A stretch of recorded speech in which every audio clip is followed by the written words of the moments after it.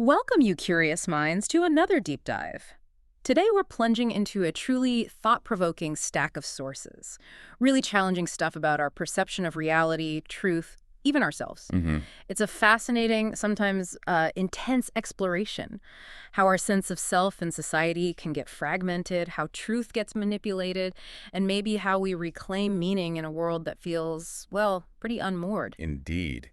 We've gathered quite a collection here. You've got this deeply personal essay, someone's journey through psychotic experience, which is incredibly raw, Yeah. and then broader sociological analyses looking at how whole societies can kind of unravel, plus some sharp philosophical takes on perception, society, spiritual So well-being. our mission, like always. Is to navigate these complex ideas, pull out the key nuggets, and help you emerge maybe a bit more informed, perhaps more reflective. Absolutely. Think of it as a journey, starting with the really individual, a mind grappling with its own reality, then zooming out to the big societal structures shaping how we all think. We'll see how truth itself has become, well, a battleground. A contested space, definitely. We'll explore some mind-bending concepts, an inverted universe, the economy of the soul, and how our deepest need for meaning can be completely hijacked. So let's dive in. Let's do it. Okay, to kick us off, one source hits us with this really startling idea. What we perceive as reality is a fabrication of averages. That's quite a line, isn't it? It is. It stops you for a second. The idea is that our individual reality isn't just direct sensory input. It's filtered through what they call apertures. Apertures, like lenses. Exactly. Lenses through which we see the world. Think Mm. media, education, politics, cultural norms, Mm. all those things. Mm. They normalize existence into manageable constructs. So we're getting a managed version of reality. That's the core insight. Less raw reality, more a pre-digested version, which can make us feel, and the source uses this phrase, like we live in a simulation. Wow. Not literally digital, but mediated. Right? Heavily mediated, heavily shaped. Our experience isn't pure. That's a powerful thought. Our shared reality being a kind of consensus of these filtered views. But what happens when that breaks down? Or an individual's own apertures sort of malfunction? Well, that's where this abstract idea finds a really profound echo in personal experience from another source we looked at. How so? What's fascinating is how this concept, fabricated reality, resonates so strongly with the experience of psychotic decompensation. Which sounds very clinical, but the description is... It's much more than that. It- The author describes it as likely coming from a fragmented mind and surtur soul that then tries desperately to reconstruct what it is. Imagine a mind trying to piece itself back together. trying to make sense of the fragments. Exactly. The essay talks about a four-dimensional thought process during this time, where parts of the present, past, future all influence each other simultaneously. It's almost like the mind is healing from a kind of Alzheimer's of consciousness. A radical attempt to survive when, as the source puts it, in the here and now there is no longer any meaning. That's incredibly vivid. The mind in crisis, building its own meaning when the outside world offers none. And this personal journey you mentioned, it connects to a bigger idea. Yes, from William James Sidis's work, The Animate and the Inanimate, the concept of the inverted universe. Inverted universe, time running backward. Sort of, yeah. For the author of this essay, that theory became a framework, almost a strange kind of comfort, for understanding their own trauma. Trauma-like. Really difficult things. Parental abandonment, alleged sexual assault, and psychiatric care during early puberty, and what they felt was an incorrect diagnosis leading to a falsification of history. So the world felt completely distorted, upside down. Precisely. So this idea of time running in reverse, this inverted universe, it resonated with that feeling of profound distortion. It led them to ask these huge questions. But was I ever sick, or was I indeed made sick? Who am I actually? That deep struggle to understand reality, leading to mistrust. A generalized form of mistrust? Yes. It's incredibly compelling. Shows how deeply we search for frameworks to make sense of our pain. It really makes you think. What happens to a mind in crisis, losing its grip? Can that also happen to a whole society? Mhm. Does this individual breakdown mirror a collective one? The sources absolutely suggest that. This individual fragmentation mirrors societal fragmentation. They talk about a split within society as things get more complex. Because people deal with trauma differently. Exactly. Individual trauma, collective trauma. If we process it differently, it leads to a lack of understanding, less common ground. And this societal disintegration gets a name: spiritual humicide. Spiritual humicide, that's heavy. That's a powerful term. The systematic destruction or erosion of the human spirit. The impact. A loss of collective purpose, identity, ethical grounding, leading straight to alienation, disillusionment, and societal breakdown. A society losing its soul, not just its mind. That's a good way to put it. Truly chilling. So, okay, if reality itself is fragmented and our shared understanding erodes, what happens to truth? This is where, frankly, it gets really interesting, maybe a bit unsettling. Mm-hmm. Our sources paint this stark picture, Right. a war of narratives, where Right. truth is not discovered, it is assigned. That's the absolute critical point. Mhm. Truth isn't something we just find anymore. Yeah. It's actively shaped, assigned, like you said. It stops being about illuminating reality and starts being about, well, weaponizing it. Weaponizing truth, which leads to... What the sources call the corruption of language. Think about it. Words are meant to be bridges, right, between thought and reality, helping us connect, understand. What if those bridges are sabotaged? That's the fear.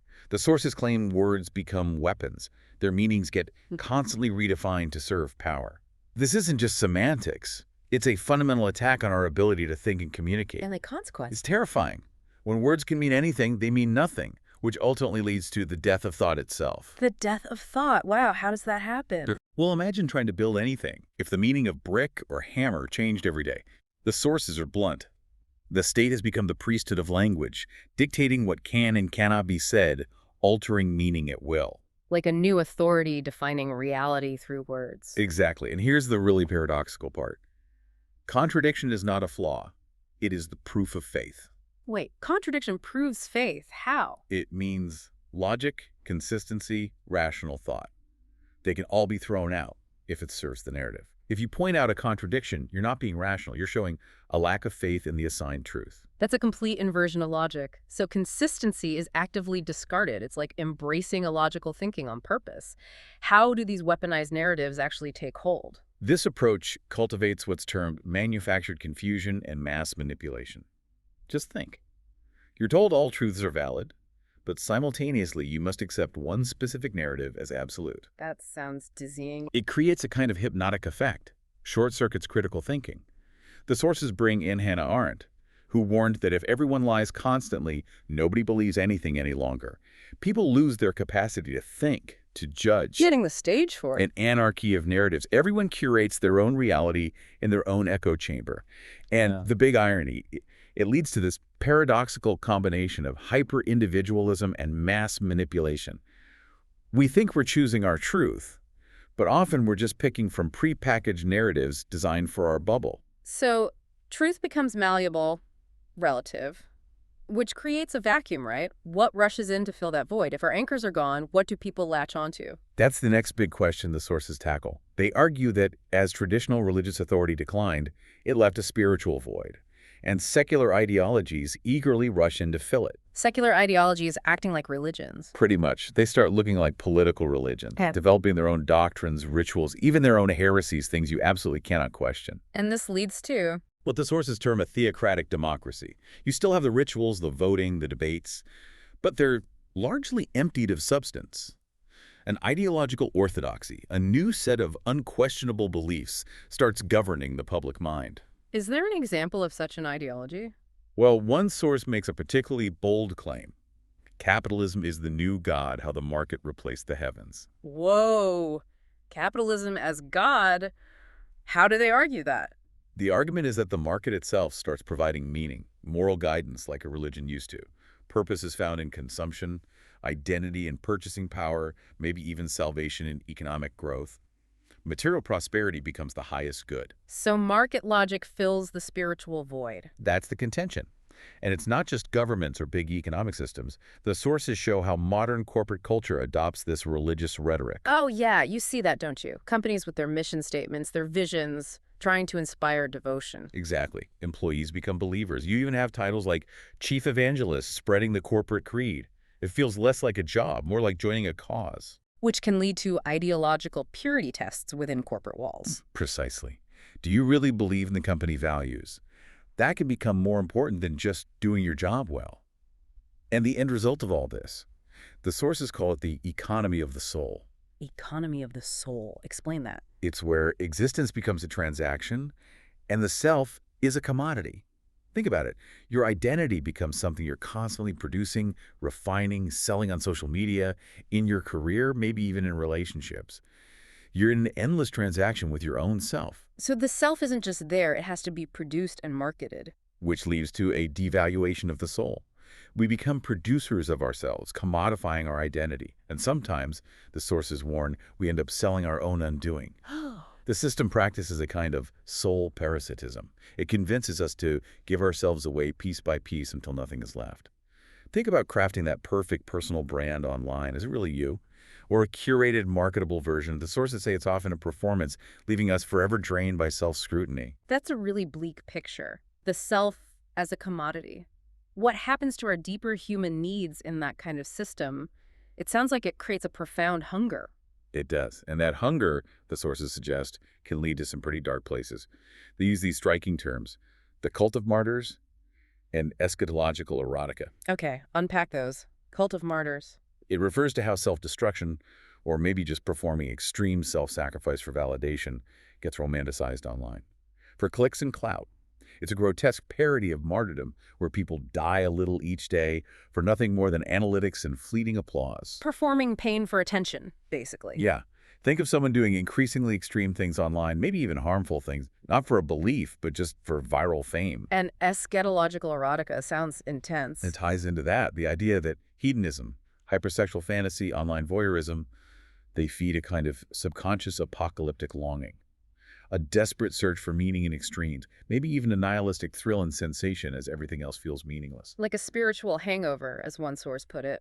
Exactly. A culture of self-consumption, where chasing sensation, validation, even destruction replaces real connection and purpose. And this constant self-production, performing authenticity, it hollows us out. We're told be true to ourselves, Right. but that becomes this idol of authenticity. Right, where the true self is just another marketable commodity. We're forever drained by self-scrutiny, trying to perfect the brand. Identity feels hollow without some kind of external reference point, some deeper truth. How do the sources explain this psychologically? They bring in Freud's concepts of eros and thanatos, which sound academic, but they're pretty fundamental.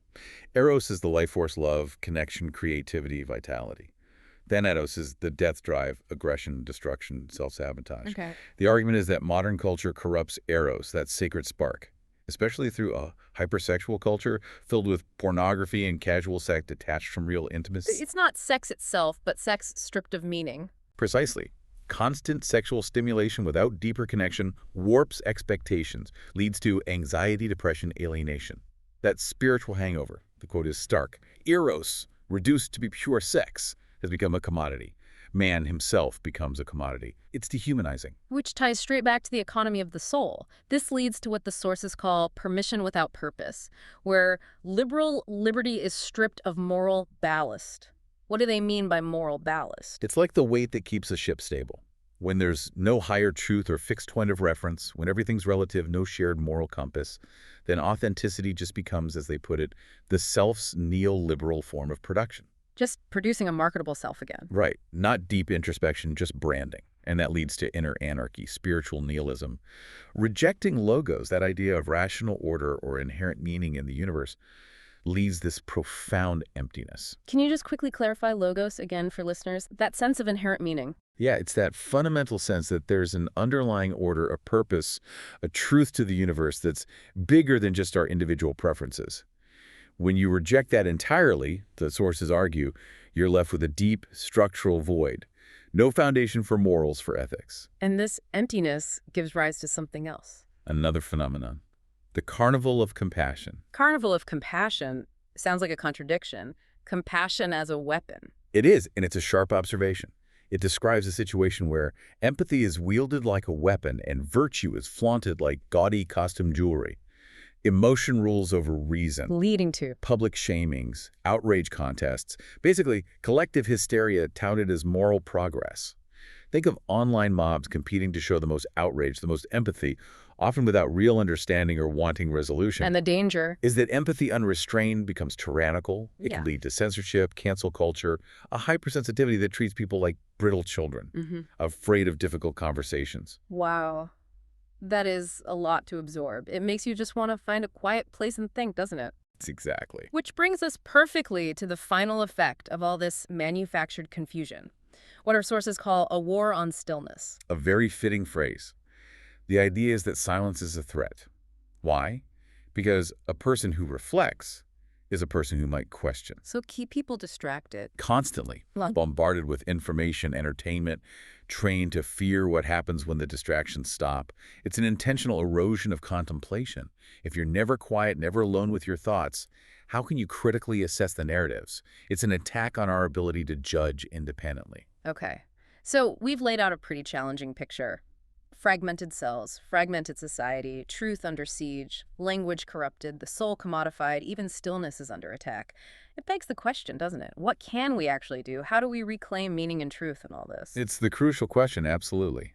And thankfully, the sources don't just leave us in the abyss. They do offer paths toward ascent. Okay, let's explore those. First, there's this strong call to return to reality, uphold the values that sustain civilization, and demand assimilation to these constants. That sounds pretty demanding. What are these constants? They refer to fundamental, maybe timeless human values. Things like honesty, integrity, justice, courage, genuine compassion. Recognizing that some principles hold true beyond just the latest narrative. And this involves leadership. Yes, embracing ethical leadership and institutional integrity. Leaders need to show humility, wisdom, courage, accountability, transparency, compassion, empathy. The idea is that real societal repair starts by recommitting to these foundational virtues, personally and collectively, not just chasing trends or power. Makes sense. Rebuilding trust, a shared purpose. How do we contribute personally? A vital step, directly countering that war on stillness, is fostering contemplation and cultural renewal. Stillness isn't just absence of noise, it's a kind of presence, an opening to contemplate the mundane and the profound. Making space for quiet thought. Exactly. Nourishing our inner life. It reduces stress, grows empathy, deepens emotional well-being. In a noisy world, choosing stillness is, well, kind of a radical act of self-reclamation. Cultivating inner space. Got it. What about knowledge, understanding? That's where education and the revival of critical thought come in. The sources push back against purely utilitarian knowledge, just job skills.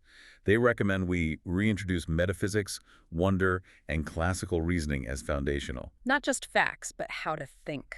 Precisely. How to question, how to seek deeper meaning. They bring up Plato's cave analogy, the prisoner seeing only shadows. Education should be about liberating us into truth, not just comforting us with illusions. It's about teaching young people how to ask why. Again, such a simple question, but so powerful. A great reminder about the purpose of education. And finally, what about faith or spirituality? The sources talk about the role of authentic faith in a secular age. Now, this isn't rigid dogma. It's a grounded spirituality rooted in humility and dialogue. Building bridges. Yes. Interfaith dialogue focusing on justice through compassion is highlighted. Finding shared moral principles across different traditions. This path leads towards what's called the Feast of Life. The Feast of Life. It's a conscious choice, choosing blessing over curse, life over death, affirming creation, not destroying it, being co-creators of a culture that says yes to life over death, meaning over absurdity, being over nothingness. It's a call to embrace existence, challenges and all, as meaningful. So wrapping this up, what does all this mean for you listening right now, navigating this complex world? We've gone deep into how our minds, our societies, our deepest needs are being reshaped. From the inverted universe of trauma to the economy of the soul we might experience daily. I think the most critical takeaway is this. From abyss to ascent is a choice. We aren't just passive victims of these forces. We can choose to stay confused, maybe despairing. Or we can arrest our descent, gather our will, and begin the hard climb toward meaning and moral renewal. It's an active choice. It really feels like a profound call to live consciously, to cultivate that stillness, engage in critical thought despite the noise, seek authentic meaning beyond the marketplace, and practice real compassion, not just performative outrage. It's a challenge, isn't it? To reclaim our own agency, contribute to a collective renewal, to keep, as one source beautifully put it, the flame alive and the table set, inviting all who hunger for meaning to come and eat. It's a choice to face the darkness with what the sources call a sacred realism, upholding truth and freedom. So the question we leave you with, our listener, is this: what will you choose?